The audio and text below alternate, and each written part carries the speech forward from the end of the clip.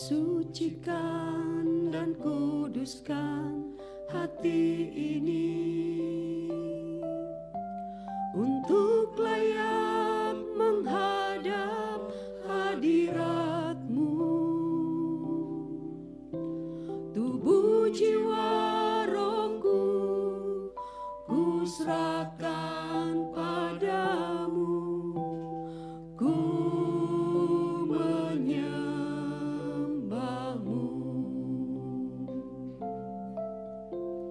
Sucikan dan kuduskan hati ini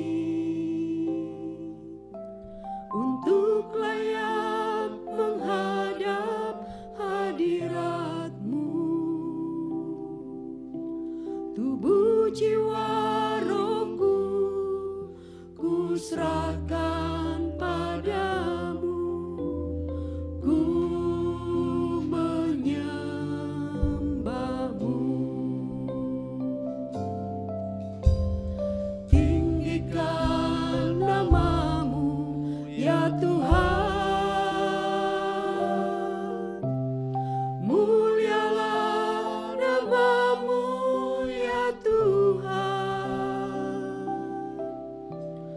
Tiada lain seperti Engkau ya Allahku, besar kuasa-Mu.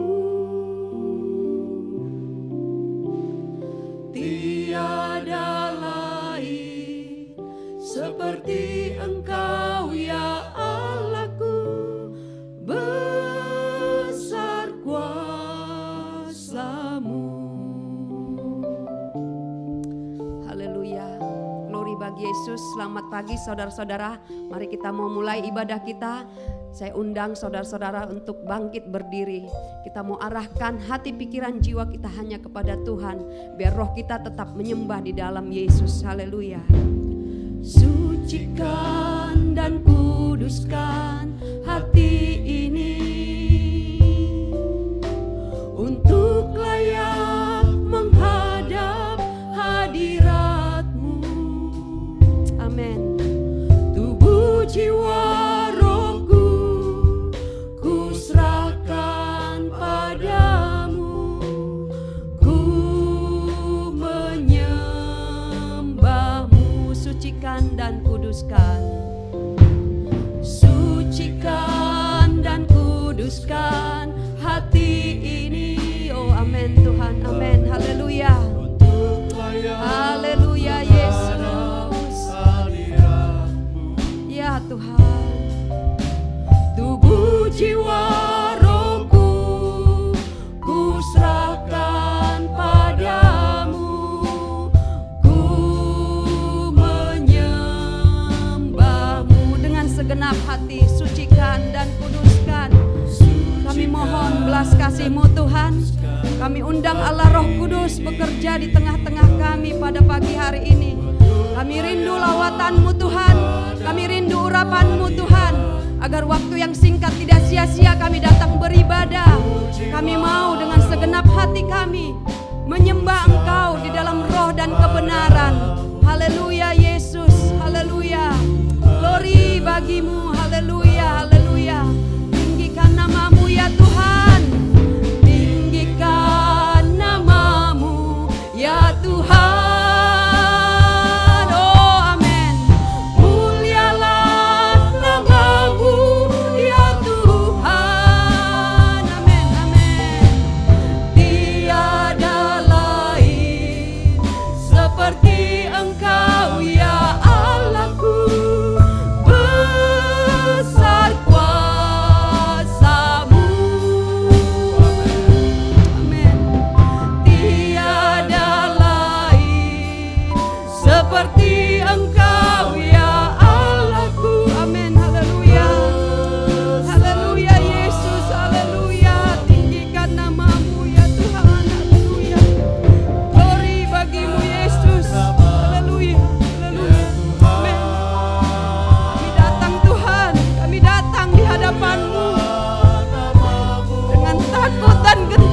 hadapan-Mu Tuhan. Haleluya Yesus.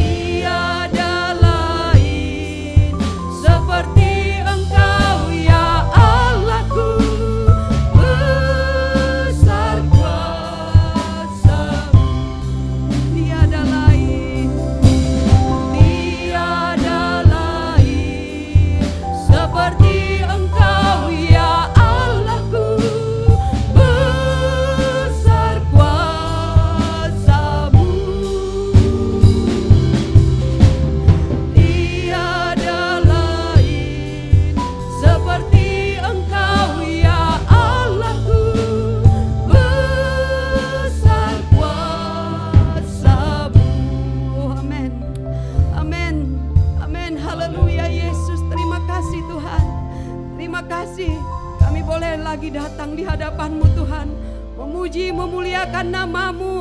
Terima kasih Yesus, terima kasih. Terima kasih Tuhan, Kau berikan kami kesempatan. Banyak orang Tuhan tidak mengalami kesempatan ini. Tapi kami Tuhan, kami mau bersyukur di hadapan-Mu Allah kami, Tuhan kami. Terima kasih buat pagi hari ini Tuhan. Semua karena kasih dan kebaikan-Mu dalam hidup kami Tuhan. Kami mau bersuka cita pagi hari ini di hadapan Engkau Tuhan. Karena hanya Engkau Allah kami satu-satunya penolong kami. Terima kasih Yesus, terima kasih Tuhan.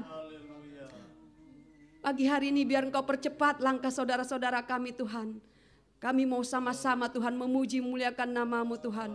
Bekerjalah Allah Roh Kudus di tengah-tengah kami. Urapi kami Tuhan. Biar roh kesukaan itu ada dalam kehidupan kami Tuhan. Untuk meninggikan nama-Mu saja Tuhan. Terima kasih Tuhan Yesus, terima kasih Tuhan. Kami serahkan Tuhan segenap hidup kami ke dalam tangan-Mu Tuhan. Supaya kami diberkati Tuhan di pagi hari ini. Segala hormat, pujian, syukur hanya di dalam nama Tuhan Yesus, hanya di dalam nama Tuhan Yesus. Kami mulai ibadah ini, haleluya, haleluya, haleluya, dalam nama Yesus, haleluya, amin.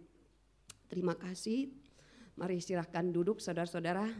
Kita mau fokus pagi hari ini dengan waktu yang singkat untuk memuji memuliakan Tuhan. Lupakan segala hal apapun, permasalah, persoalan, apapun itu tinggalkan semua. Tapi kita mau berikan waktu yang terbaik hanya untuk Tuhan saja. Kita angkat pujian, hanya dekat Allah saja aku tenang, haleluya.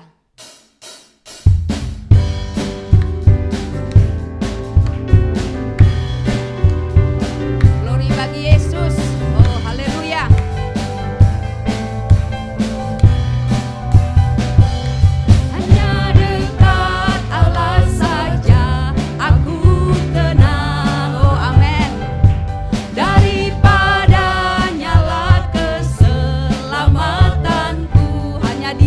Batuku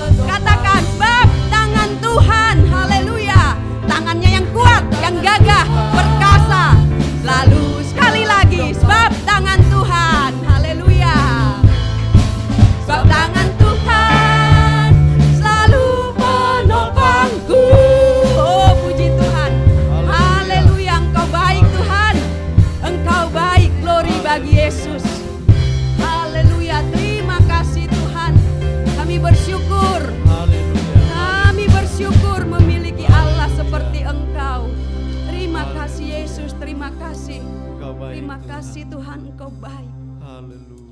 Engkau baik, sangat baik. Haleluya. Haleluya. Glory bagi Yesus. Haleluya. Terima kasih Yesus. Amin. Glory, haleluya. Haleluya. Kekuatan di hidupku hanya ku dapat di dalam Yesus.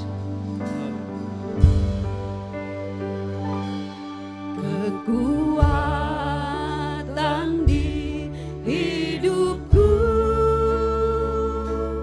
ku dapat dalam Yesus. Amin.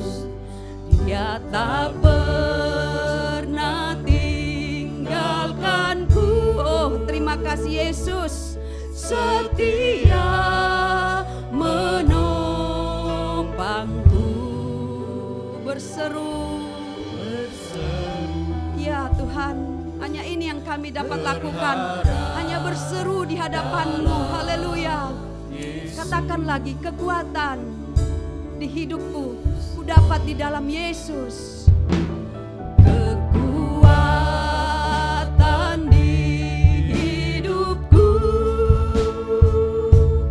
ku dapat dalam Yesus.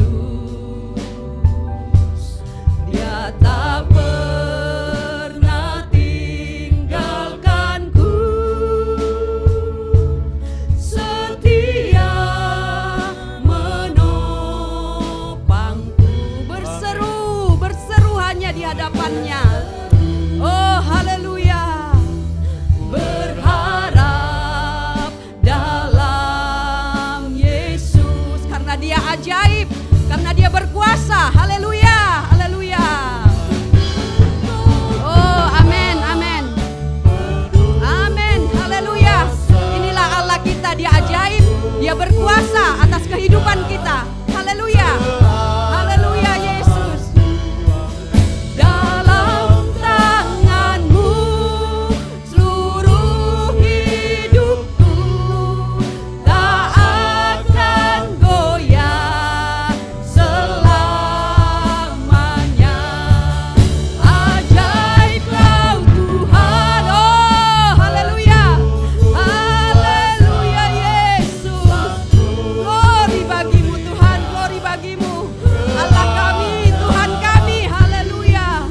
Dalam tangan-Mu seluruh hidupku tak akan goyah selamanya. Ajaib Kau Tuhan.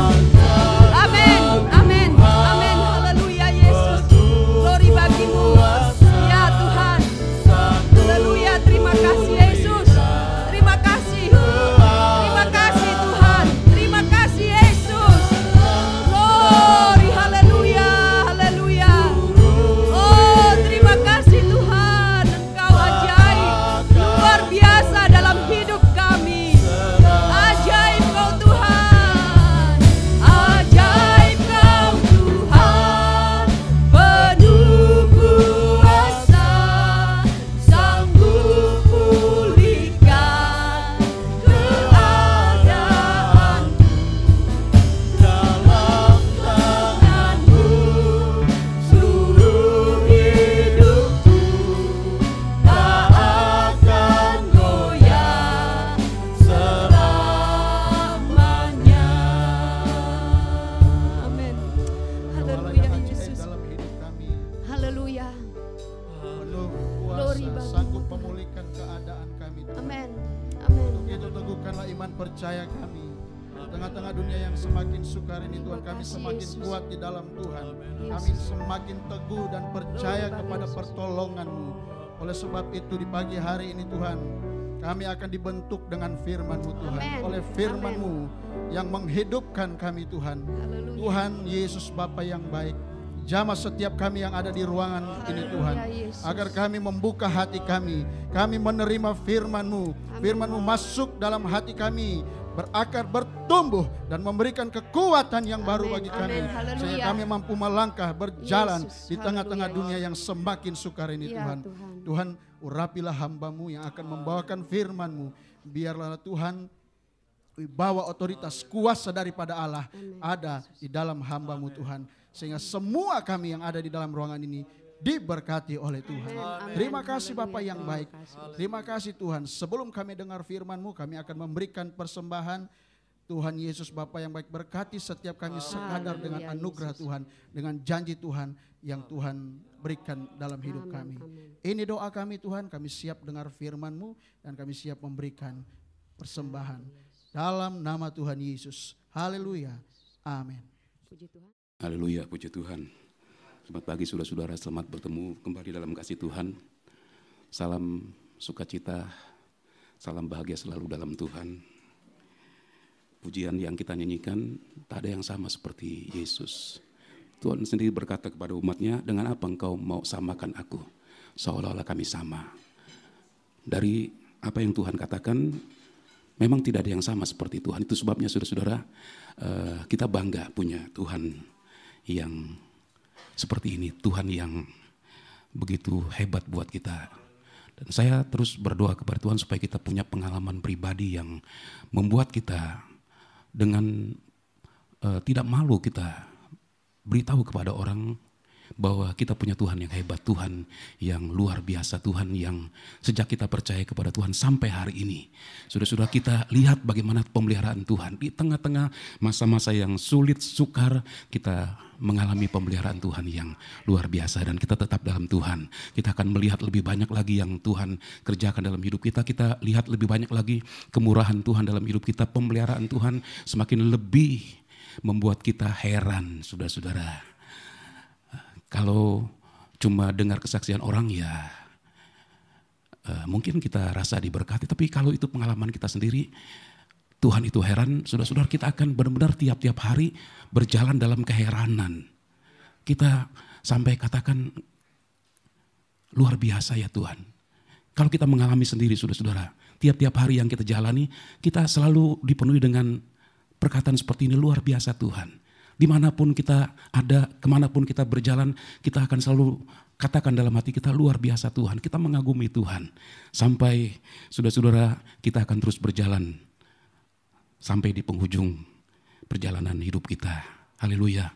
Sekali Yesus tetap Yesus, kita mau tetap pegang Dia. Jangan kita mau bergeser sedikit pun dari Tuhan. Tetap di dalam Tuhan sampai Tuhan datang kembali kali yang kedua. Puji Tuhan. Firman Tuhan pada pagi hari ini dari 2 Raja-Raja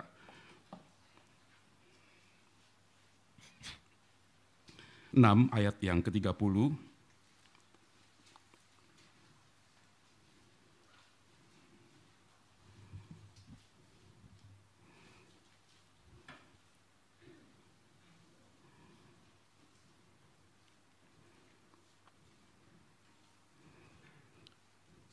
Demikian bunyi firman Tuhan. Tatkala raja mendengar perkataan perempuan itu, dikoyakannya lah pakaiannya. Dan sedang ia berjalan di atas tembok, kelihatanlah kepada orang banyak bahwa ia memakai kain kabung pada kulit tubuhnya. Saudara-saudara yang dikasih Tuhan, peperangan menyengsarakan rakyat. Walaupun pada waktu peperangan itu terjadi, tidak langsung berdampak kepada seluruh rakyat.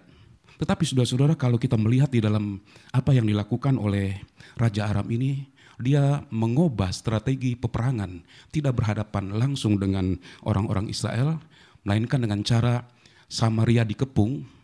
Nah saudara-saudara, dampaknya itu kelihatan dan dirasakan oleh seluruh umat Tuhan. Dari bayi sampai pada orang tua, mereka mengalami dampak yang luar biasa. Kelaparan yang terjadi pada waktu itu yang dikatakan dalam firman Tuhan, kelaparan yang hebat, bukan kelaparan yang biasa, tetapi sudah pada tingkat kelaparan yang sangat hebat sekali. Di mana-mana ada kematian, di mana-mana ada kekacauan, di mana-mana mereka tidak bisa hidup tenang. Tiap hari mereka mendengar berita-berita yang sangat membuat takut, membuat khawatir. Kalau itu terjadi kepada orang lain, sebentar juga itu akan terjadi kepada diri mereka. Itu sebabnya saudara-saudara, hari-hari itu merupakan hari-hari yang sangat sukar sekali buat umat Tuhan. Sekalipun mereka punya banyak uang, tetapi karena tidak ada bahan makanan yang ada, persediaan itu sudah habis sama sekali. Mereka tidak bisa membeli. Mereka mau bayar berapa banyak pun itu tidak bisa terjadi. Mungkin awal-awalnya bisa mereka lakukan demikian. Seperti kalau hari-hari ini kita seringkali melihat pada waktu ada satu peristiwa yang begitu luar biasa, banyak orang-orang yang punya duit serbu supermarket gitu. Nah, saya harap itu tidak terjadi kepada kita, saudara-saudara. Itu tindakan dari orang yang memang hanya mementingkan diri sendiri, borong semuanya. Takut nanti terjadi sesuatu. Saudara-saudara, ya kita jalani normal-normal aja. Kita percaya bahwa Tuhan akan pelihara kita, dan apa yang terjadi di zaman dulu itu juga akan terjadi pada hari-hari ini. Jangan kita menjadi orang-orang yang memperlihatkan sebagai anak Tuhan yang penuh dengan kekhawatiran. Kita boleh khawatir, saudara-saudara, tapi kita tidak mau tinggal dalam kekhawatiran. Kita tidak mau membiarkan kekhawatiran itu menguasai kehidupan kita. Apapun yang terjadi bisa membuat kita khawatir, tapi jangan sampai khawatir berlebihan membuat kita ikut seperti yang lain. Ya beli seperlunya aja lah gitu ya. Sebab saudara-saudara, itu akan kelihatan oleh banyak orang. Mereka akan menilai, oh seperti ini anak Tuhan ya. Ngomong tentang Tuhan luar biasa, kalau nyanyi di gereja lompat-lompat luar biasa. Sepertinya sorga itu milik orang-orang Kristen aja gitu. Tapi kenyataannya seperti ini, yang kenyataannya itu yang dilihat oleh banyak orang, saudara-saudara. Mari kita menjadi anak-anak Tuhan yang sungguh-sungguh bisa memberikan dampak yang baik kepada orang lain. Nah saudara-saudara, sekalipun waktu itu mereka punya banyak uang, mereka tidak bisa membeli karena persediaan makanan sudah habis sama sekali. Sampai-sampai Alkitab mencatat ada ibu yang memakan anaknya. 2 ibu berjanjian, hari ini makan anak yang satu, nanti sesudah itu makan anak yang lain. Tetapi rupanya sesudah itu dilakukan, ibu yang lain tidak berkomitmen. Sehingga terjadi pertengkaran, dan itu kedengaran sampai ke telinga raja. Dan kita melihat di dalam ayat tadi, saudara-saudara, pada waktu raja mendengar apa yang terjadi dan melihat apa yang terjadi pada rakyatnya, dia mengoyakkan pakaiannya dan mengenakan kain kabung. Mengenakan kain kabung yang dibuat dari karung yang kasar, bahannya dari bulu domba. Nah, apa artinya kain kabung? Nah saudara-saudara, dalam perjanjian lama, kain kabung itu menunjukkan ada perkabungan. Menunjukkan sikap merendahkan diri dan pertobatan yang sungguh. Kita melihat raja ketika mendengar dan melihat apa yang terjadi pada waktu itu, dia mengoyakkan pakaiannya. Kemudian dia mengenakan kain kabung dan dilihat oleh banyak orang, sebab dia berdiri di atas tembok dan banyak orang melihat apa yang dilakukan oleh Raja Yoram ini. Mengenakan kain kabung itu tanda perkabungan, tanda duka cita. Mari kita melihat beberapa ayat di dalam firman Tuhan. Ester pasal yang keempat,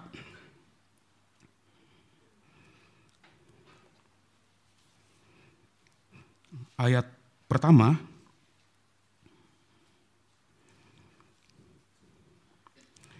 Setelah Mordekai mengetahui segala yang terjadi itu, ia mengoyakkan pakaiannya, lalu memakai kain kabung dan abu, kemudian keluar berjalan di tengah-tengah kota sambil melolong-lolong dengan nyaring dan pedih.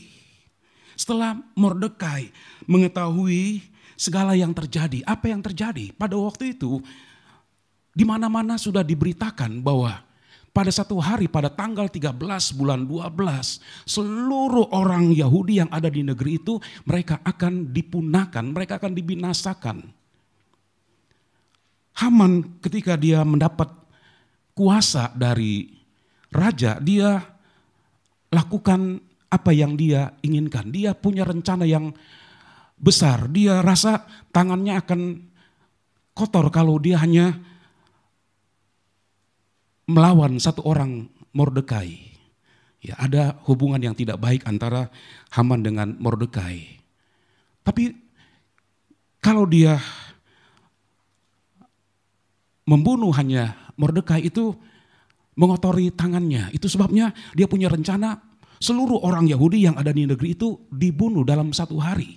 Nah saudara, ketika berita itu tersebar kemana-mana, kita membaca Mordekai, dia mengenakan kain kabung dan abu pada kepalanya. Tanda dia berduka. Dia berduka bukan hanya untuk dirinya sendiri, tapi berita itu tersebar untuk seluruh orang Yahudi. Bukan hanya Mordekai yang akan dibinasakan oleh Haman. Memang hubungan mereka tidak baik di sini. Tetapi saudara-saudara, Mordekai dia sampai dikatakan dalam firman Tuhan, melolong-lolong, dia menangis dengan sedih. Ada perkabungan yang begitu hebat yang terjadi pada Mordekai. Karena apa? Karena kematian sudah di depan mata mereka. Tiap-tiap hari mereka sudah melihat bahwa kematian itu sudah semakin dekat. Dan ini sangat menakutkan sekali. Seluruh orang Yahudi yang ada di tempat itu pada waktu itu, mereka tiap-tiap hari hidup dalam ketakutan. Saudara, saya pikir sekalipun mungkin mereka hidup secara materi dalam kelimpahan, tapi kalau sudah ditentukan pada harinya mereka akan dibinasakan, pasti hari-hari mereka itu hari-hari yang tidak tenang, hari-hari yang tidak menyenangkan. Ya, rasanya mau makan apapun sudah tidak bernafsu lagi. Saudara pernah mengalami keadaan seperti ini. Ketika terjadi sesuatu dalam keluarga barangkali, sampai-sampai tidak ada nafsu untuk makan. Sekalipun ada makanan di depan mata kita. Nah saudara-saudara, hari-hari itu merupakan hari-hari yang sangat-sangat berat buat seluruh umat Tuhan. Karena tiap-tiap hari mereka sudah membayangkan bahwa pada tanggal 13 bulan 12 mereka semua akan digantung dan dipunahkan dari negeri itu. Kain kabung, tanda dari perkabungan, tanda dari satu sikap merendahkan diri mencari Tuhan. Pada waktu itu saudara-saudara, kalau kita membaca dalam kitab Ester, nama Tuhan tidak disebut. Tetapi bukan berarti Tuhan tidak ada. Tuhan ada, Tuhan memperhatikan mereka dan Tuhan ikut terlibat dalam apapun yang mereka harus jalani dalam kehidupan mereka. Tuhan memperhatikan semua.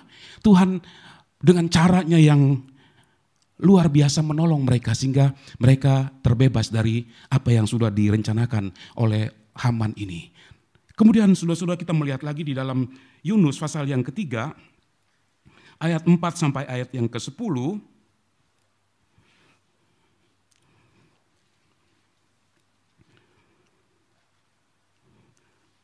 Mulailah Yunus masuk ke dalam kota itu sehari perjalanan jauhnya, lalu berseru, 40 hari lagi maka Niniwe akan ditunggang balikan. Orang Niniwe percaya kepada Allah. Lalu mereka mengumumkan puasa dan mereka baik orang dewasa maupun anak-anak mengenakan kain kabung. Setelah sampai kabar itu kepada raja kota Niniwe, turunlah ia dari singgasananya, ditanggalkannya jubahnya, diselubungkannya kain kabung, lalu duduklah ia di abu.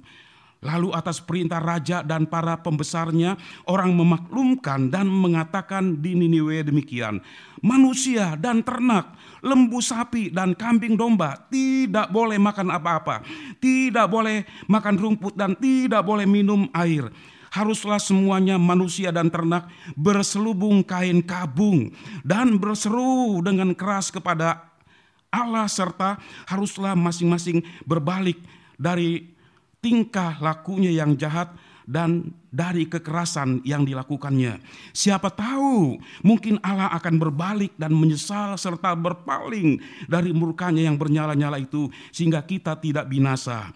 Ketika Allah melihat perbuatan mereka itu, saudara perhatikan ayat ini, ketika Allah melihat perbuatan mereka itu, yakni bagaimana mereka berbalik dari tingkah lakunya yang jahat, maka menyesallah Allah karena malapetaka yang telah dirancangkannya terhadap mereka, dan ia pun tidak jadi melakukannya.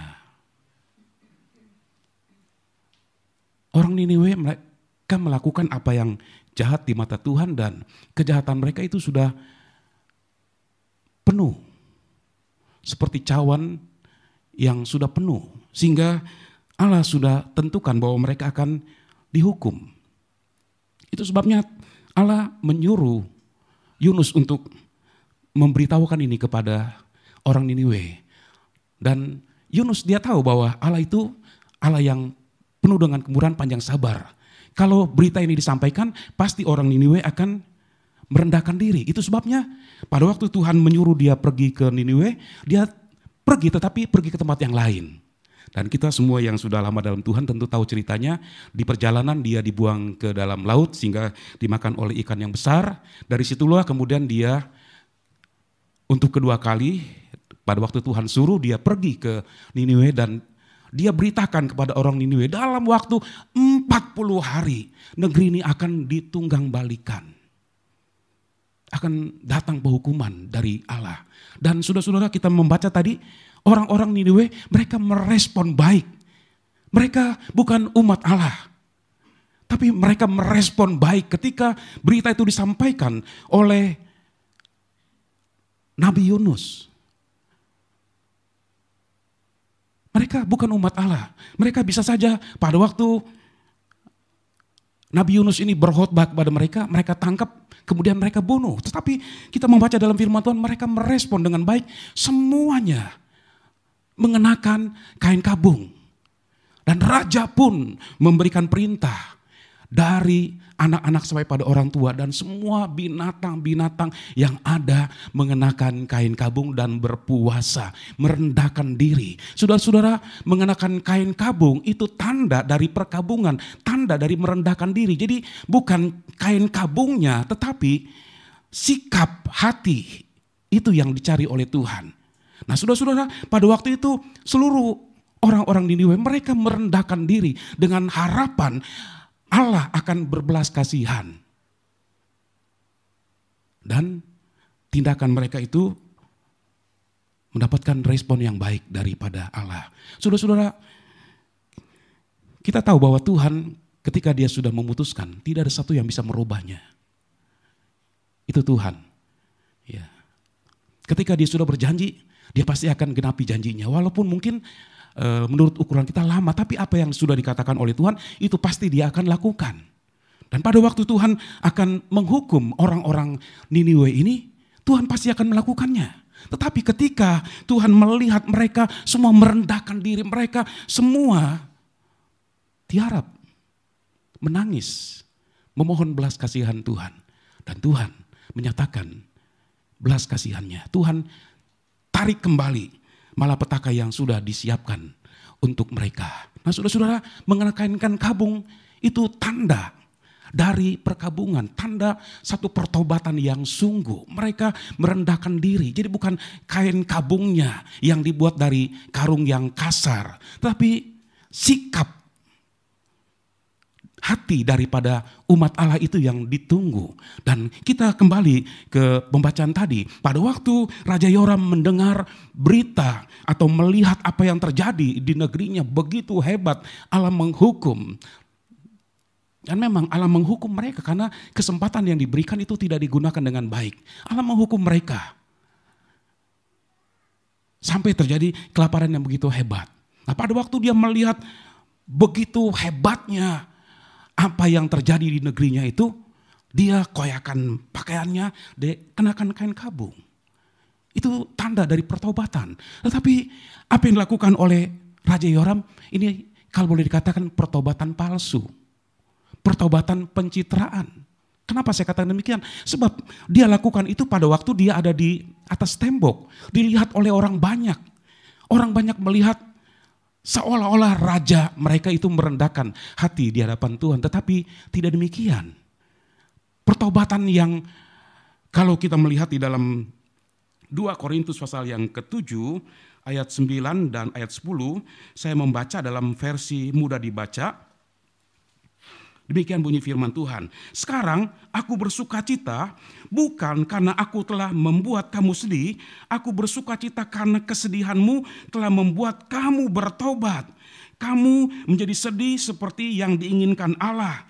Jadi kami tidak melukai hatimu sama sekali.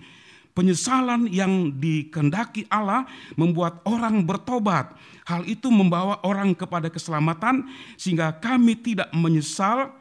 Tetapi kesedihan yang didatangkan dunia akan menghasilkan kematian. Kalau saudara perhatikan baik-baik dalam 2 ayat ini, Rasul Paulus bicara tentang duka cita menurut dunia dan duka cita menurut kehendak Allah. Duka cita menurut dunia hanya berupa penyesalan, sedih untuk sesaat. Sesudah itu, ya biasa lagi. Sesudah itu melakukan lagi apa yang jahat, apa yang tidak baik, apa yang tidak berkenan kepada Tuhan. Tapi duka cita menurut kehendak Allah adalah duka cita yang menghasilkan satu pertobatan, menghasilkan perubahan. Dan ini terjadi kepada orang-orang Kristen yang ada di Korintus.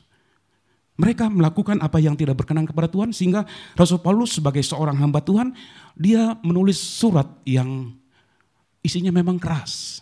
Rasul Paulus sadar bahwa surat ini akan mendatangkan kesedihan kepada orang-orang Korintus. Tapi dia tidak menyesal kirim surat ini. Dia tidak menyesal mengatakan hal yang keras kepada orang-orang yang ada di Korintus. Karena dia punya tujuan supaya orang-orang yang ada di Korintus itu memperbaiki hidup mereka. Tinggalkan apa yang tidak berkenan kepada Tuhan. Pada waktu mereka dapat surat itu, mereka memang sedih. Tapi kesedihan itu, duka cita itu membawa mereka pada pertobatan, membuat hidup mereka berubah. Mereka tinggalkan apa yang jahat di mata Tuhan. Nah saudara-saudara, pertobatan seperti ini yang Tuhan mau. Bukan cuma mengenakan kain kabung, kain karung yang kasar, yang orang lihat sepertinya pertobatan, tapi pertobatan yang palsu. Pertobatan yang tidak membawa perubahan apapun dalam kehidupan seseorang. Nah, saudara-saudara, kita melihat apa yang dilakukan oleh Raja Yoram ini. Sepertinya dia merendahkan diri di hadapan Tuhan. Dan saudara-saudara, tadi kita sudah melihat dalam kitab Nabi Yunus, pada waktu orang-orang Niniwe mereka merendahkan diri, Allah menyatakan belas kasihannya. Allah cabut kembali hukuman itu. Tetapi Raja Yoram merendahkan diri bukan pertobatan yang sungguh-sungguh pertobatan. Sebab sudah kita melihat ada beberapa bukti bahwa Raja Yoram ini tidak bertobat. Yang pertama, dia melemparkan kesalahan kepada Elisa atas apa yang terjadi pada waktu itu, kelaparan yang hebat yang terjadi di seluruh kota Samaria. Ya tidak ada yang tidak terdampak, semua terdampak oleh kelaparan yang hebat ini. Dari anak-anak sampai pada orang tua, mereka mengalami kelaparan yang begitu hebat sekali. Sampai-sampai tiap hari ada kematian. Raja Yoram mempersalahkan ini kepada Nabi Elisa. Kita melihat di dalam 2 Raja-Raja 6 ayat 31. Saya membaca dalam versi bahasa Indonesia masa kini. Raja berseru, hari ini juga Elisa harus mati. Biarlah Allah menghukum saya seberat-beratnya kalau saya tidak membunuh Elisa. Luar biasa apa yang dikatakan oleh Raja Yoram ini. Menyebut nama Tuhan. Sepertinya kelihatan berrohani. Kalau Tuhan, kalau saya tidak membunuh Elisa, maka Tuhan akan menghukum saya sekeras-kerasnya. Dengan kata lain dari perkataannya itu, saudara-saudara, Raja Yoram menimpakan kesalahan itu kepada Elisa sehingga Elisa harus dihukum. Nah saudara-saudara, apa yang dibuat oleh Elisa? Dalam kelaparan itu tidak ada sesuatu pun yang dibuat oleh Elisa. Tapi ini merupakan kesalahan yang dilakukan oleh Raja Yoram dan seluruh orang-orang Israel. Mereka melakukan apa yang jahat di mata Tuhan. Dikasih kesempatan. Mereka tidak pergunakan kesempatan. Kemurahan Tuhan begitu besar kepada mereka. Dalam peperangan mereka tidak harus berperang. Mereka hidup aman, mereka hidup tenang. Mereka bisa menjalani hari-hari dengan tenang, tanpa ada gangguan apapun. Tapi mereka tidak menghargai semua yang sudah dibuat oleh Tuhan, sehingga Tuhan izinkan yang lebih besar lagi datang dalam hidup mereka. Datang kelaparan yang begitu hebat. Tapi saudara-saudara, pada waktu kelaparan itu begitu hebatnya, Raja Yoram katakan, hari ini juga aku akan membunuh Elisa. Kalau tidak, Allah akan menghukum aku. Kelihatan begitu rohani sekali. Dia katakan itu di depan banyak orang. Dan dengan kata lain, dia timpakan kesalahan itu kepada Elisa. Dan semua mata tertuju kepada Elisa. Saudara-saudara, Yoram sudah mati. Tapi roh Yoram itu masih hidup. Baik dalam dunia sekuler maupun dalam dunia rohani. Roh Yoram ini masih hidup. Saudara-saudara, mari kita belajar dari firman Tuhan. Kalau kita bersalah, mari kita datang kepada Tuhan, merendahkan diri, mengaku kesalahan kita. Jangan timpakan kepada orang lain. Kemudian sebarkan kepada orang lain. Sehingga semua mata tertuju kepada orang itu. Ini bukan karakter anak Tuhan, saudara-saudara. Karakter anak Tuhan adalah ketika kita tahu kita salah, mari rendahkan diri di depan Tuhan. Sebab ketika kita merendahkan diri, ada kemurahan Tuhan. Tuhan bisa pulihkan semua itu. Tetapi yang dilakukan oleh Raja Yoram, dia timpakan kesalahan. Sehingga semua mata tertuju kepada Elisa. Elisa salah, Elisa salah, Elisa salah. Tiap-tiap hari pembicaraan Elisa salah, Elisa salah, Elisa salah. Kenapa? Karena Raja Yoram sudah membuat opini ini. Membuat semua melihat kepada Elisa dan melihat kesalahan Elisa saja. Saudara-saudara, pada kenyataannya memang kita tidak ada satupun yang benar, saudara-saudara. Tapi kita dalam proses terus dibenarkan sampai kita hidup benar dan hidup berkenan kepada Tuhan. Kalau bicara tentang kesalahan, dosa, ya kita masih bisa tiap-tiap hari bersalah. Dan ketika ada seseorang yang bersalah, kalau kita memang benar-benar mengasihi, datang ingatkan. Jadi bukan malah disebarkan kemana-mana gitu. Saudara-saudara, mari kita mau praktekkan kehidupan yang benar sebagai anak Tuhan. Melihat yang lain salah, kita ingatkan. Atau kalaupun kita salah, kita perbaiki diri kita. Ketika ada yang mengingatkan, berterima kasih. Berarti ada orang yang perhatikan kita. Jadi jangan ketika ada yang mengingatkan kita marah, siapa lu? Begitu. Kita langsung sadar dan jangan salahkan pada orang lain. Ini menunjukkan saudara-saudara, Raja Yoram dia pakai kain kabung, pakai kain yang menandakan satu penyesalan, tetapi ternyata dia tidak menyesal, saudara-saudara. Sebab apa? Sebab dia limpahkan kesalahan itu kepada Nabi Elisa. Kemudian yang kedua, dia melimpahkan kesalahan kepada Tuhan. Oh, hebat. Luar biasa ini Raja Yoram. Enggak cukup dia limpahkan kesalahan kepada Nabi Elisa. Sesudah itu dia limpahkan kepada Tuhan. 2 Raja-Raja 6 ayat 33. Selagi ia berbicara dengan mereka, maksudnya Nabi Elisa sedang berbicara dengan tua-tua Israel, datanglah raja mendapatkan dia, berkatalah raja kepadanya, sesungguhnya malapetaka ini adalah daripada Tuhan. Mengapakah aku berharap kepada Tuhan lagi?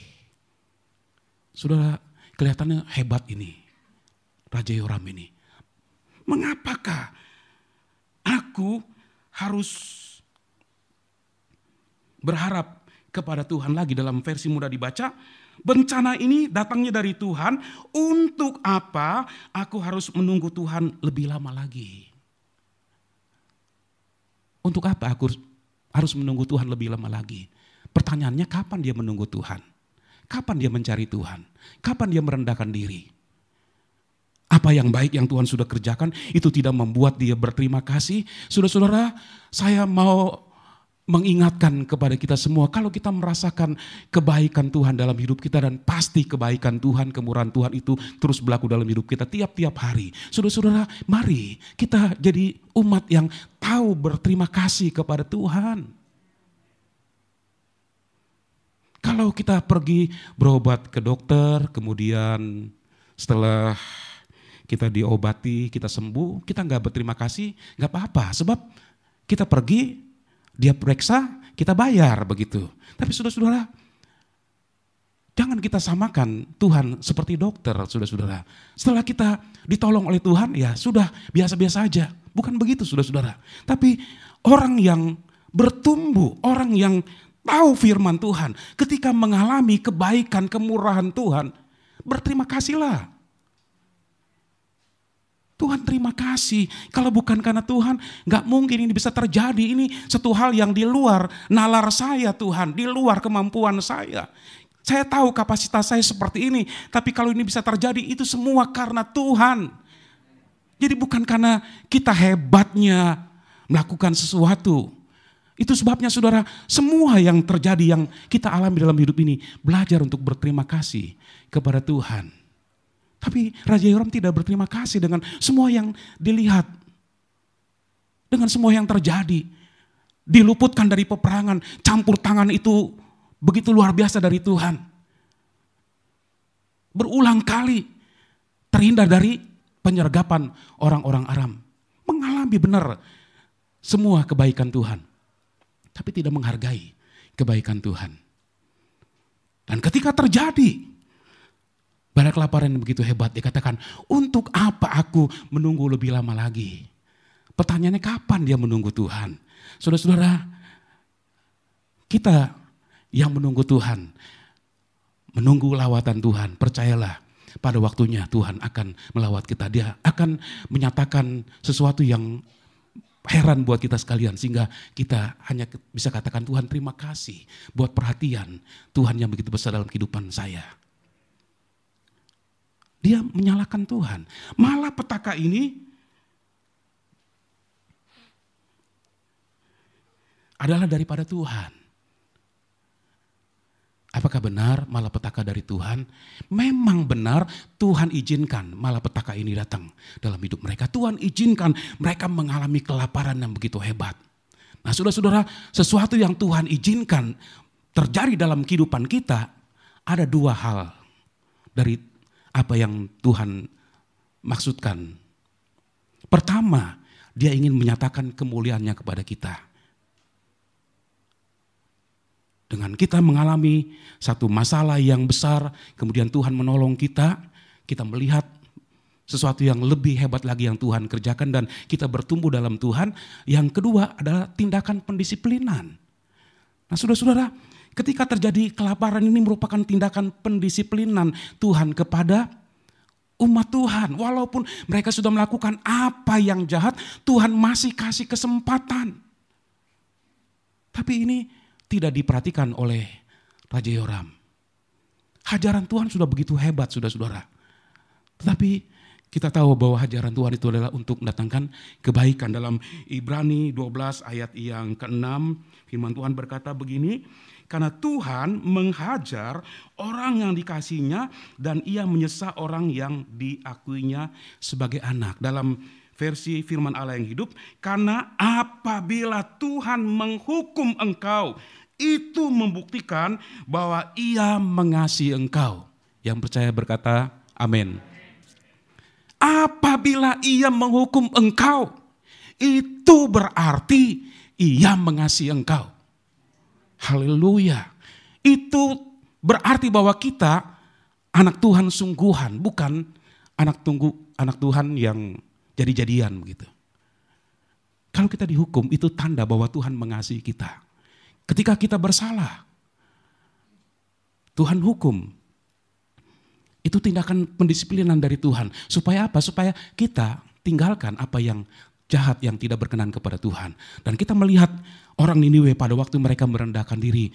Dan saudara-saudara, kalau kita renungkan kejahatan yang mereka lakukan, sebenarnya mereka tidak pantas untuk mendapatkan kemurahan daripada Tuhan. Tapi ketika Tuhan melihat hati mereka, jadi bukan cuma kain kabungnya, kain karung yang mereka pakai, kemudian taruh abu di atas kepala, bukan di situ yang Tuhan lihat, tapi dalam hati mereka, mereka benar-benar merendahkan hati di hadapan Tuhan, sehingga Tuhan menyatakan belas kasihannya. Saudara-saudara, Raja Yoram, dia menyalahkan Tuhan, semua datang dari Tuhan. Sehingga untuk apa lagi berharap kepada Tuhan? Saudara-saudara, kiranya kita tidak melakukan hal yang sama. Ketika kita tahu kita sedang mengalami satu hal yang tidak mengenakan buat kita, dan kita tahu itu merupakan hukuman daripada Tuhan. Mari kembali kepada Tuhan. Dengan kembali kepada Tuhan, di situ kita akan melihat tangan Tuhan menyambut kita, dan kita akan mengalami kemurahan Tuhan yang begitu besar, dan Tuhan tidak akan pernah menahankan berkatnya bagi kita semua. Puji Tuhan, Tuhan memberkati kita semua. Ayat yang terakhir dalam Mazmur 26 ayat yang kedua, ujilah aku ya Tuhan, dan cobalah aku, selidikilah batinku dan hatiku. Biarlah kita memiliki hati seperti Daud. Tuhan, selidiki hatiku Tuhan. Kalau ada sesuatu yang salah, biarlah aku punya kepekaan untuk datang kepada Tuhan, merendahkan diri. Sebab ketika kita merendahkan diri di hadapan Tuhan, anugerah Tuhan, kasih karunia Tuhan akan berlaku dalam kehidupan kita. Kita akan mengalami kemurahan Tuhan. Tuhan angkat kita kembali dengan kasih-Nya. Puji Tuhan. Lihat hatiku ya Tuhan. Amin, amin, amin, haleluya. Lihat hati. Apa yang tidak bisa dilihat oleh manusia, Engkau bisa melihat dengan jelas ya Tuhan. Engkau kenal hati kami, haleluya. Haleluya, haleluya. Kami mau terus diselidiki oleh Tuhan, supaya hidup kami tiap-tiap hari dalam perkenanan Tuhan. Supaya kami boleh mengalami kasih karunia Tuhan setiap hari, sampai di akhir perjalanan hidup kami ya Tuhan. Haleluya, haleluya, haleluya. Habis di hidupku berjuang sampai akhirnya Kau dapati aku tetap setia. Aku lihat kebaikan-Mu yang tak pernah habis di hidupku. Berjuang sampai akhirnya Kau dapati aku tetap setia. Katakan lagi dengan iman, telah kulihat kebaikan-Mu yang tak pernah habis di hidupku ya Tuhan. Haleluya. Oh, kemurahan-Mu besar ya Tuhan. Kami mau jadi umat yang tahu menghargai kemurahan-Mu. Haleluya, haleluya.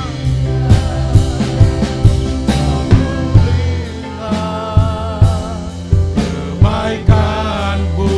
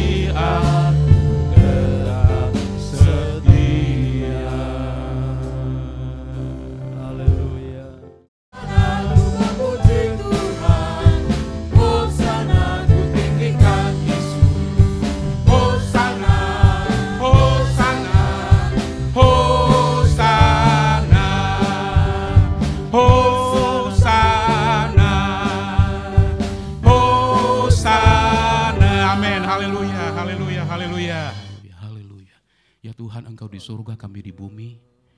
Tapi semua Engkau melihat apa yang kami lakukan ya Tuhan. Engkau melihat kami pada saat ini. Engkau melihat kami yang beribadah kepadamu. Engkau melihat kami yang memuji Engkau Tuhan dengan apa yang ada pada kami. Kami tahu banyak kekurangan-kekurangan dalam diri kami, dalam memuji dan menyembah-Mu. Tapi Engkau tolong kami terus lewat pengalaman-pengalaman pribadi yang begitu luar biasa dalam Tuhan. Membuat ketika kami memuji Tuhan, kami memuji dengan sungguh-sungguh. Kami membawa korban yang terbaik buat Engkau. Korban yang menyenangkan, yang memuaskan hati-Mu. Sebab Tuhan yang memuaskan hati-Mu bukan berapa banyak persembahan uang kami yang kami berikan kepadamu. Tapi ketika kami membawa korban, puji-pujian yang dinaikkan dari hati yang sungguh-sungguh bertobat Tuhan, itu merupakan korban terbaik yang Engkau senangi, korban yang memuaskan hati-Mu. Dan Tuhan tolong supaya kami terus hidup dalam kehidupan yang benar di hadapan Engkau, sehingga tiap-tiap hari Tuhan kami boleh mempersembahkan sesuatu yang berharga, yang menyenangkan hati-Mu Tuhan. Dan pada pagi ini sebelum kami tinggalkan rumah-Mu, Engkau melihat tangan-tangan yang diulurkan kepadamu Tuhan, untuk selamanya kami membutuhkan Tuhan. Haleluya. Tiap saat, tiap waktu kami perlu Tuhan. Kami tidak mau berjalan sendiri. Kami tidak mau berjalan dengan kemampuan kami, dengan pengetahuan yang banyak dalam diri kami. Karena semua itu sangat terbatas ya Tuhan. Kami mau berjalan bersama dengan Engkau. Pegang tangan kami Tuhan. Hanya bersama dengan Engkau pekerjaan besar terjadi. Hanya bersama dengan Engkau kami melihat begitu banyak keajaiban dalam hidup kami. Tiap-tiap hari dalam keluarga kami. Kami mengalami Tuhan keajaiban yang luar biasa. Engkau tolong umat-Mu Tuhan. Apapun Tuhan, pergumulan, kebutuhan, persoalan yang sedang dihadapi oleh umat-Mu, doa-doa yang dinaikkan kepadamu Tuhan. Ketika kami berseru kepadamu, maka Engkau menjawab dengan hal-hal yang besar yang kami tidak pahami. Itulah Tuhan kami. Tuhan berkuasa. Ketika Tuhan melihat hidup kami berkenan kepadamu, maka Engkau menyediakan semua apa yang kami perlu. Semua pergumulan kami percaya Engkau ambil alih, Engkau menyelesaikan dengan sempurna ya Tuhan Yesus. Kami mengalami lagi pertolongan dari Tuhan, sehingga kami akan terus memuji-muji, memuliakan Engkau sepanjang hidup kami Tuhan. Tolong seluruh umat Tuhan dalam pekerjaan mereka Tuhan. Biar Engkau bersama dengan mereka yang baru bekerja, yang sudah lama bekerja, usaha yang sudah Tuhan percayakan sampai hari ini Tuhan. Tuhan tolong semuanya. Biarlah Tuhan ada banyak terobosan-terobosan yang luar biasa. Ketika kami mengandalkan Tuhan, Tuhan akan menolong kami dan kami boleh berhasil. Itu bukan karena kami hebat, semata-mata karena Tuhan. Dan kami akan terus memberikan segala puji-pujian hormat kami. Kami akan beritakan pada orang lain kami punya Tuhan yang hebat, Tuhan yang penuh dengan perhatian, yang selalu menolong saat kami dalam kesulitan dalam hidup ini Tuhan. Terima kasih. Yang lemah Tuhan kuatan, yang hilang sukacita, hilang damai sejahtera, Tuhan kembalikan sukacita itu, kembalikan damai sejahtera itu. Yang sakit Tuhan ulurkan tangan-Mu. Haleluya. Kami tahu Tuhan dalam rumah-Mu ada hal-hal yang baik yang Tuhan sediakan. Dan Tuhan, kesembuhan juga merupakan janji bagi orang-orang yang percaya kepadamu Tuhan. Kalau ada umat Tuhan yang sakit, yang sedang beribadah pada pagi hari ini, Engkau ulurkan tangan-Mu secara khusus ke atasnya Tuhan. Jamah dalam nama Yesus. Jamah dalam nama Yesus. Yang sakit dan mereka hanya bisa ada di rumah. Saat ini kami berdoa Tuhan, Engkau ulurkan tangan-Mu atas mereka. Jamah mereka Tuhan, jamah. Oh dalam nama Yesus, dalam nama Yesus. Kuasa-Mu besar, Kuasa-Mu hebat, Kuasa-Mu tidak terbatas. Lepaskan atas mereka Tuhan. Dan biarlah mereka alami kesembuhannya daripada-Mu. Supaya Tuhan kami umat-Mu yang melihat mengalami semua apa yang Tuhan kerjakan.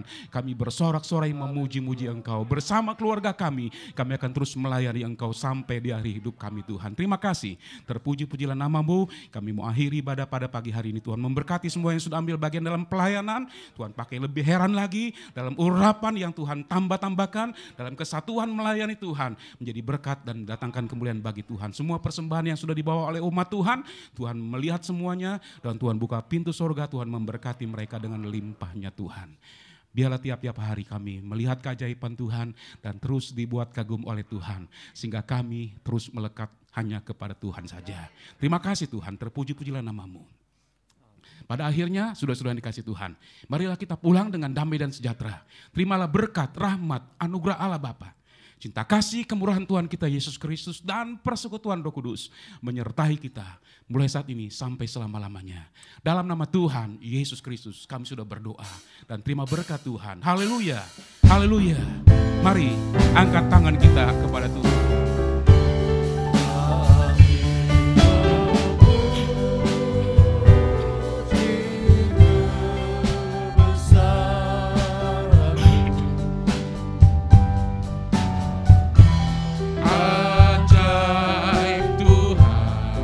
Ajaib Engkau ya Tuhan.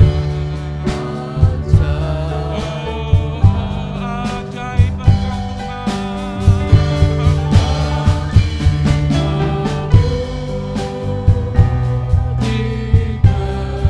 Kebesaran ajaib